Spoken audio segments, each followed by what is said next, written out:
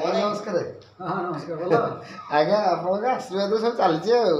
ଚାଲୁ ସେ ଭଗବାନ କରୁଥାଉ ଚାଲୁଥାଉ ସେମିତି ଚକା ଗଡ଼ୁଥାଉ ସବୁ ନାଇଁ ସେ କ'ଣ ହେଇଛି କି ଆପଣଙ୍କ ସହିତ ଦେଖାଇକି ଭାରି ଖୁସି ଲାଗୁଛି। ଲାଗିବ ଆପଣ ଏତେ ସୁଟିଂ କରୁଛନ୍ତି ଆମକୁ ଟିକେ କୋଉଠି କ'ଣ ରୋଲ୍ ଦେଲାନି? ନବା ତମେ ତ କରୁଛ ତମ ପଛରେ ଆମେ ଚାଲିଛୁ ସଦାବେଳେ। ଆପଣଙ୍କ ଇଣ୍ଡଷ୍ଟ୍ରିରେ ସମସ୍ତେ ପିତାମହ ବୋଲି ଡାକନ୍ତି, କାହିଁକି ପିତାମହ ଡାକନ୍ତି? ଡାକନ୍ତି ଚୁଟି ପାଚିଲାଣି ଆଉ କ'ଣ କରିବା। ବୟସ ହେଇଗଲାଣି ତ ତେଣୁକରି ବହୁତ ଦିନ ହେଲା ପିଲାଦିନ ଆପଣ ଏତେ ଲାଇନ୍ ରହିଲାଣି। ଆପଣ 75 ବର୍ଷ ଖଣ୍ଡେ ହବଣି? ନା 75 ନା 62। 62 ମାତ୍ର?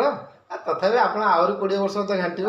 ଘାଣ୍ଟିବୁ ନା ଆଉ 2-3 ବର୍ଷ ଖଣ୍ଡେ ଘାଣ୍ଟିବୁ ତାପରେ ରିଟାୟାର୍ଡ। ଆଜ୍ଞା ଆଚ୍ଛା ବର୍ଷେ ସମୟ ଦେଖୁଛନ୍ତି ଆମର ପୁରୁଣା ଇଣ୍ଡଷ୍ଟ୍ରିର କ୍ୟାମେରାମ୍ୟାନ୍ ଗଗନ ସାର୍, ପିତାମହ ଭୀଷ୍ମ ସରଶଯ୍ୟାରେ ପଡ଼ିଲେ ବି ତାଙ୍କର ଚାଲିଛି ମାନେ ତାଙ୍କ ତୀର, ତାଙ୍କ ଧନୁଷ, ତାଙ୍କର ବାଣୀ ସବୁ ଚାଲିଛି। ପିତାମହ ପରା।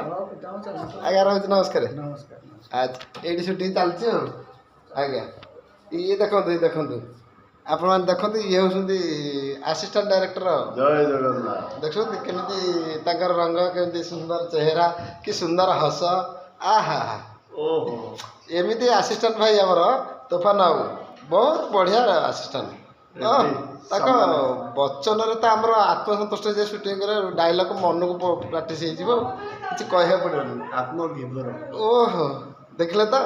ଆଉ ଜଣେ ଆମର ଆର୍ଟିଷ୍ଟଙ୍କ ପାଖକୁ ଯିବା ଦେଖିବା।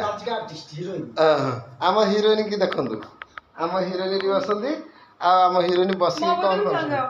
ଆମ ହିରୋଇନ ଦେଖନ୍ତୁ କ୍ରିଷ୍ଣା ମ୍ୟାଡ଼ାମ, ଆମ ବହିର ହିରୋଇନ ଆଜି। ଓହ ମ୍ୟାଡ଼ାମ ଆପଣ କ'ଣ ସାଡ଼େ ହେବେ ନା ଆମ ସହିତ ଟିକେ କଥା ହେବେ ପଛରେ? ଏମିତି କଲେ ଭଲ ନୁହଁ। ହଉ ଆମର ଦେଖନ୍ତୁ ଆମର ବିଧାନ ବାବୁ ବହୁ ପୁରୁଣା ମେକଅପ୍ ମ୍ୟାନ୍। ତା ମିନିମମ୍ ଆମେ ଦେଖିଲାଣୁ 30 ବର୍ଷ ପାଖାପାଖି ହେଲାଣି ଦେଖିଲାଣୁ। ତଥାପି ତାଙ୍କର ଦେଖୁନାହାନ୍ତି କି ରୂପ ରଙ୍ଗ, କି ଗେଟଅପ୍ କେତେ ସୁନ୍ଦର, ସେଇଭଳିଆ ସବୁବେଳେ। ଆଜି ଯେମିତି ଦେଖୁଛୁ 30 ବର୍ଷ ପୂର୍ବରୁ ସେମିତି ବି ଦେଖୁଥିଲୁ। ଆମର ମେକଅପ୍ ମ୍ୟାନ୍ ବିଧାନ ବାବୁ ବୋଧେ ପୁଳାଇ ଛାଡ଼ି ସାରିଲେଣି, ତାଙ୍କ ମାନେ ପିଏ କରିକି ଆସିଷ୍ଟାଣ୍ଟ କରିକି ଛାଡ଼ି ସାରିଲେଣି।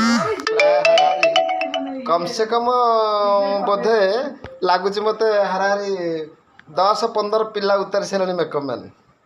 କିନ୍ତୁ ତଥାପି ତାଙ୍କୁ ଦେଖୁନାହାନ୍ତି ଚେହେରା ସେମିତି ବାଳ କଳା ପଡ଼ିକି ଅଛି, କି ସୁନ୍ଦର ହସ, କି ସୁନ୍ଦର ଚେହେରା, ଯେମିତି ରାଜାହାର ଛୁଆ ଭଳିଆ ପରେ ଲେଖା ହେଉଛନ୍ତି ନା। ହଉ ଆଜ୍ଞା ନମସ୍କାର। ପୁଣି କେବେ ଦେଖାହେଲେ ପୁଣି ସୁଟିଂରେ ସେଟା ମୁଁ ଆପଣଙ୍କୁ କଥା ହେବୁ। ନମସ୍କାର ରହୁଛି।